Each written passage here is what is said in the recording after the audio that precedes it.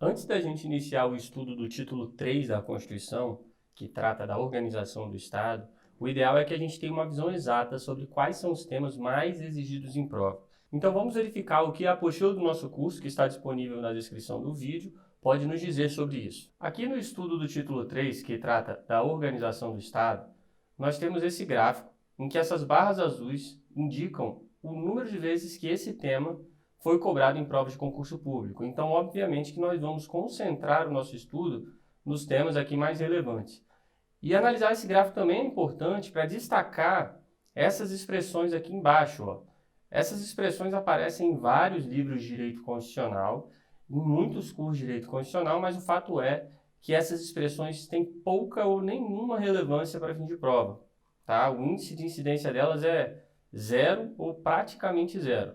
Se no dia da sua prova discursiva você estiver ali vasculhando o seu vade-mecum, especificamente a Constituição Federal, procurando alguma norma sobre a estrutura e o funcionamento da União Federal, Estados, Distrito Federal e município, ou seja, sobre a estrutura e funcionamento da administração pública, é bastante provável que você deva procurar uma das normas constitucionais contidas no título 3 da Constituição, que trata da organização do Estado, ou seja, é a parte da Constituição que busca reunir aquelas normas constitucionais sobre a organização do Estado brasileiro. Para introduzir melhor o estudo da organização do Estado brasileiro, nós vamos aprender os seguintes temas: quais são os elementos do Estado, quais são as formas de Estado, quais são as formas de governo e quais são os sistemas de governo. Esses 4 tópicos que eu acabei de mencionar, elementos de Estado, formas do Estado, formas de governo e sistema de governos, são tópicos que estão em todos os livros de direito constitucional e em todos os cursos de direito constitucional. Os professores de direito constitucional adoram esses temas. É um tema que todo mundo que vai para uma prova chega sabendo bastante esses assuntos. E você também precisa saber bastante desses assuntos. Então esse é aquele tipo de assunto bem batido, que todo mundo acerta quando isso aparece em prova. Apesar disso tudo, por algum motivo esses assuntos são muito pouco cobrados em provas de direito constitucional. Eles têm um índice muito baixo ou moderado de incidência em provas. Verifica lá na apostila. Olha aqui a nossa apostila. Forma de governo, sistema de governo, formas de Estado, elementos de Estado. Esses são os assuntos que a gente vai estudar agora, que aparecem em todos os livros de curso de direito constitucional, mas olha só, eles não estão entre os mais importantes no estudo da organização do Estado. Eles não estão entre os temas mais cobrados em prova, ok? O primeiro tópico que a gente vai conversar é quais são os elementos do Estado. Mas, obviamente, que antes de falar sobre os elementos do Estado, nós precisamos saber primeiro o que é um Estado. Eu tenho certeza que você sabe o que significa um Estado. Você pode até não saber conceituar o que é o Estado, mas certamente você consegue assimilar bem o significado dessa expressão. Imagina, por exemplo, uma manchete de jornal com a seguinte frase: estudos apontam que o Estado brasileiro poderá se tornar uma potência mundial na próxima década. Quando você lê uma frase como essa, ou você escuta uma frase como essa, eu tenho certeza que você compreende que nós não estamos falando de um estado como o estado de São Paulo ou o estado de Pernambuco. Na realidade, fica claro que nós estamos falando de uma entidade política que é o centro de poder da nossa nação, ou seja, estamos falando do Estado brasileiro, que é o ente político que resulta da soma de todos os poderes políticos existentes no Brasil. Se nós pensarmos no Estado como a reunião dos poderes políticos existentes em uma nação, fica claro para nós que esse Estado é aquela entidade política que se posiciona no mesmo patamar que os outros estados nas relações internacionais, ou seja, em posição de igualdade. Sendo assim, o Estado nada mais é do que uma entidade politicamente estruturada para exercer a soberania de uma nação. Certo, mas agora vamos ao que interessa. Agora que nós já sabemos o que é um Estado, nós acabamos de concluir que o Estado é uma entidade política que exerce a soberania de uma nação, ou seja, o Estado brasileiro é a entidade política que exerce a soberania da nação brasileira. Vamos agora entender o primeiro tópico. Quais são os elementos do Estado? É muito importante essa expressão, elementos do Estado, ou seja, quais são aqueles elementos que precisam estar presentes para que nós estejamos diante daquilo que nós chamamos de um Estado. Os elementos que compõem um Estado, ou seja, os requisitos que precisam estar presentes para que nós estejamos diante de um Estado, são um povo, um território e um governo. Se nós estivermos diante de um povo que ocupa um território geograficamente delimitado e sob o comando de um governo, aí sim nós podemos concluir que estamos então diante de um Estado. Aqui na nossa apostila, na parte que trata dos elementos do Estado, fica claro para nós que os elementos do Estado, ou seja, aqueles elementos que caracterizam um Estado, são território, povo e governo. Vamos verificar essa questão aqui, por exemplo. Os elementos constitutivos do Estado são governo, ok, o território, ok, a população pode ser população, povo, né? E a finalidade, aqui está o erro, por isso essa questão é incorreta. Finalidade não é um elemento do Estado. Então, os elementos que caracterizam um Estado, ou seja, os elementos do Estado são povo, território e governo. Agora vamos realizar o estudo das formas de Estado, ou seja, as possíveis formatações que um Estado poderá assumir. Aqui na nossa apostila, na parte que fala sobre as formas de Estado, nós podemos ver logo de cara que as formas de Estado são federação, Estado unitário e confederação. Eu já chamo a atenção para o fato de que a palavra federação e Estado unitário estão destacados na cor azul, o que indica que esses tópicos são importantes. Confederação está sem qualquer cor, o que indica que é um tema com pouca ou nenhuma relevância para fins de concurso público, mas está na nossa apostila simplesmente por ser um assunto presente nos livros e cursos de direito constitucional. Então, primeiro, vamos realizar o estudo da federação. E segundo a nossa apostila, nós já temos uma frase aqui que nos ajuda a entender o que é uma federação. A federação é um Estado soberano fragmentado em várias entidades autônomas. Certo, mas o que é um Estado soberano e o que é um Estado soberano fragmentado em várias unidades autônomas? Para ficar mais claro o entendimento, vamos analisar o nosso Estado, o Estado brasileiro.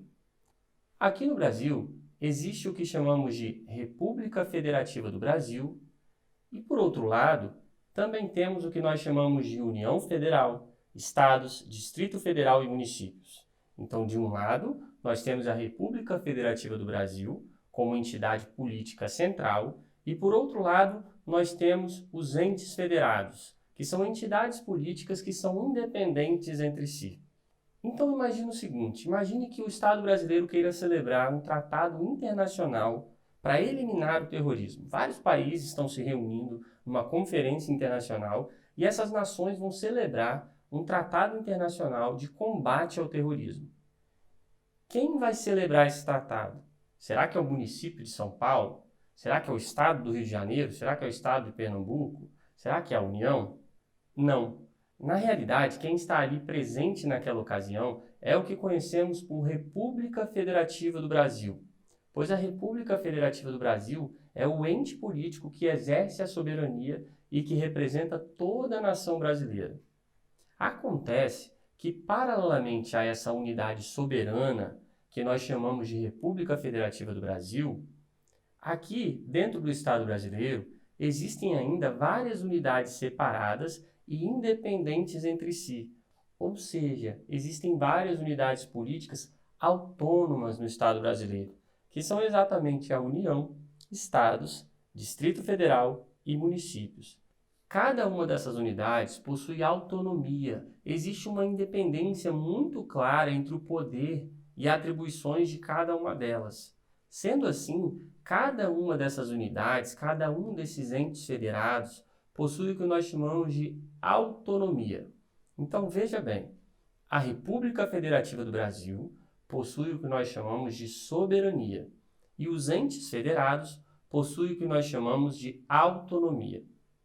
E é exatamente por isso que na nossa apostila, a federação é apresentada como sendo um Estado soberano fragmentado em várias entidades autônomas. Então, a federação foi a primeira forma que um Estado poderá assumir. O Estado poderá assumir a federação caso ele se estruture como um Estado soberano fragmentado em várias unidades autônomas. Agora que nós estudamos a federação como forma de Estado, vamos realizar o estudo de outra forma de Estado, que é o Estado unitário. Então veja, entre as formas de Estado, nós temos o Estado unitário.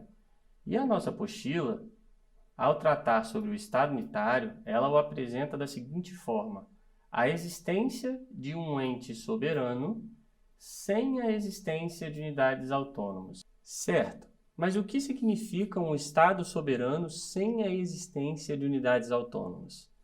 No Estado unitário, existe um Estado soberano que não é fragmentado em unidades autônomas, existindo pouca ou nenhuma descentralização do poder.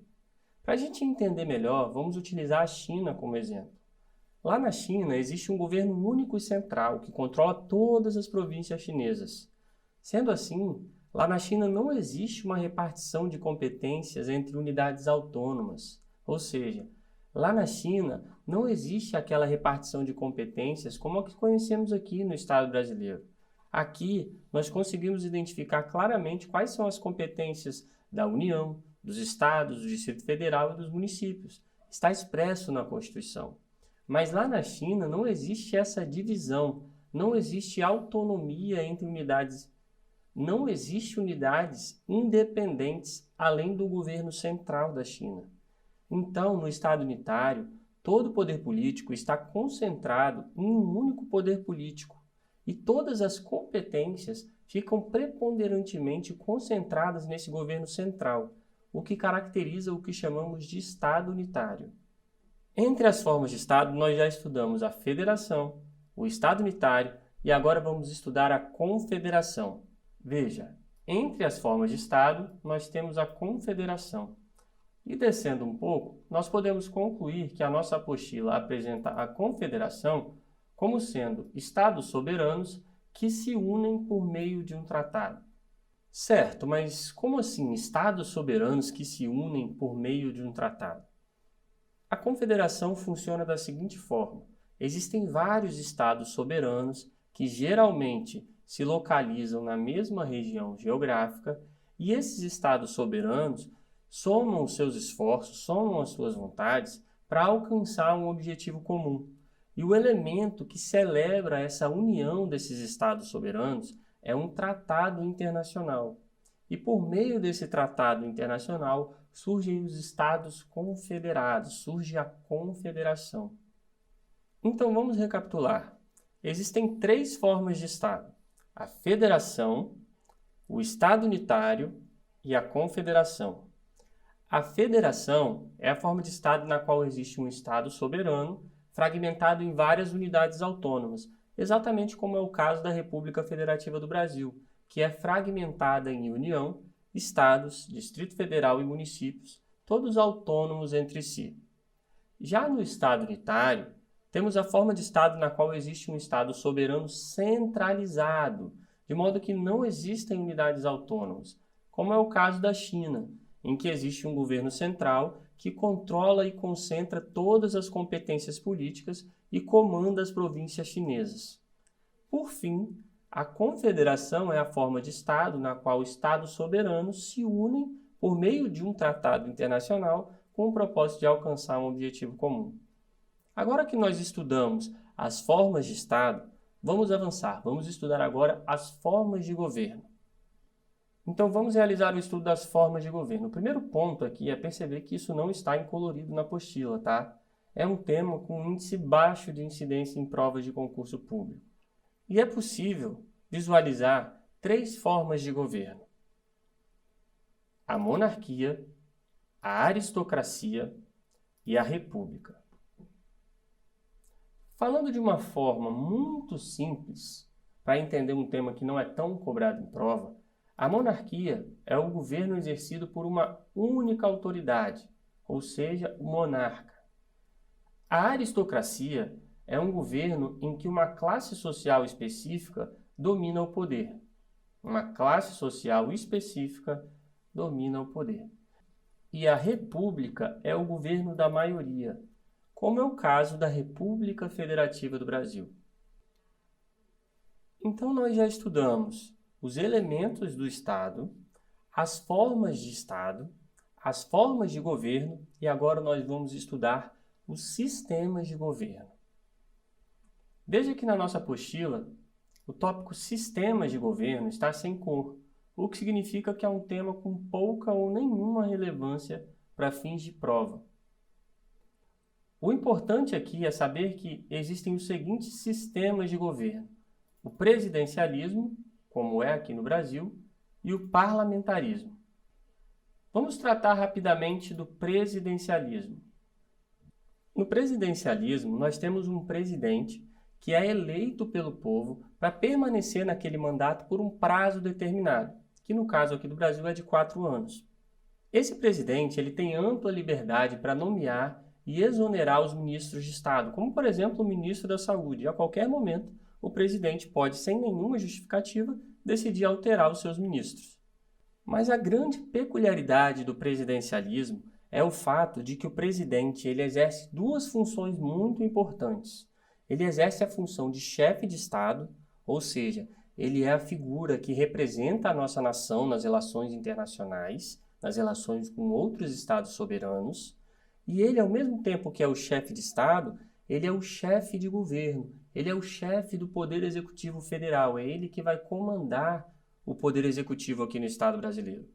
A nossa apostila apresenta o parlamentarismo como espécie de sistema de governo, deixando claro que no parlamentarismo é o Poder Legislativo quem escolhe aquele que ocupará o cargo de chefe do Executivo. No parlamentarismo existe a figura do primeiro-ministro. Esse primeiro-ministro ele não é eleito pelo povo, ele é nomeado pelo Poder Legislativo e é ele que vai comandar o governo internamente no país. Então veja só, nós aprendemos os elementos do Estado, ou seja, as características que precisam estar presentes para sabermos que estamos diante de um Estado. Mas também nós aprendemos quais são as formas de Estado, quais são as formas de governo e quais são os sistemas de governo. Como nós sabemos quais são os elementos de Estado, nós sabemos que o Estado brasileiro, obviamente, é um Estado. Mas como nós podemos classificar o Estado brasileiro diante de tudo isso que nós aprendemos? Veja só, como nós podemos classificar o Estado brasileiro?